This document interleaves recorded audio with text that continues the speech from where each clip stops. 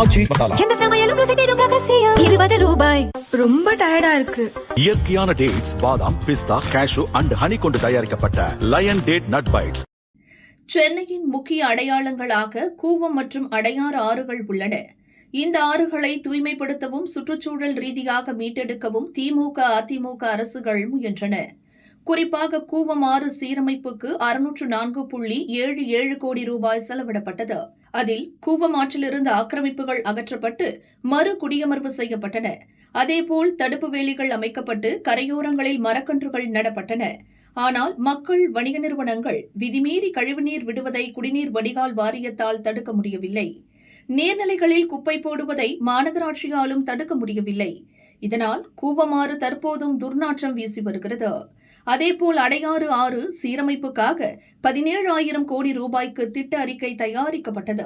முதற்கட்டமாக 4,778 கோடி ரூபாய் மதிப்பில் பணிகள் தொடங்கப்பட்டன. அந்த பணிகள் சில காரணங்களால் நிறுத்தி வைக்கப்பட்டன. தற்போது கோர்ட் மூலமாக பிரச்சினைக்கு தீர்வு காணப்பட்டு வருகிறது. இந்த நிலையில் நகராட்சி நிர்வாகத்துறை ஆய்வில் பங்கேற்ற முதல்வர் விஜய் சென்னையை சர்வதேச தரத்திற்கு உயர்த்தும் வகையில் திட்டம் தயாரிக்க உத்தரவிட்டுள்ளார். இதுகுறித்து நகராட்சி நிர்வாகத்துறை அதிகாரிகள் கூறியதாவது: தமிழகத்தில் உள்ள நகரங்களை சர்வதேச தரத்திற்கு உயர்த்த வேண்டும் என முதல்வர் விஜய் விரும்புகிறார். குறிப்பாக சென்னையில் ஓடும் கூவம், அடையாறு போன்ற நீர்நிலைகளில் எப்போதும் நன்னீர் செல்ல வேண்டும். குப்பை அசுத்தம் இல்லாத சென்னையாக மாற்ற வேண்டும் என நினைக்கிறார். ஏற்கனவே திமுக, அதிமுக ஆட்சி காலத்தில் நீர்நிலைகள் சீரமைக்கப்பட்டு இருந்தாலும் அவை முழுமையான செயல்பாட்டிற்கு வரவில்லை.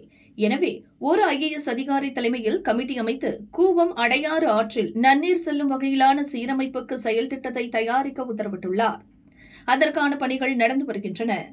என்னென்ன பணிகளை எப்படி செய்தால் கூவம், அடையாறு ஆற்றை சீரமைக்க முடியும், எத்தனை இடங்களில் சட்டவிரோதமாக கழிவுநீர் நேரடியாக விடப்படுகிறது, அதில் எந்தெந்த நிறுவனங்களுக்கு தொடர்பு உள்ளது போன்ற பட்டியல் சேகரிக்கப்பட்டு முதல்வரிடம் விரிவான செயல் திட்ட அறிக்கை சமர்ப்பிக்கப்படும். முதல்வர் விஜய் நேரடியாக சீரமைப்பு பணிகளை ஆய்வு செய்ய உள்ளார். கூவம், அடையாறு உள்ளிட்ட நீர்நிலைகளுக்கு விரைவில் விடிவு காலம் வரும் என அதிகாரிகள் தெரிவித்தனர்.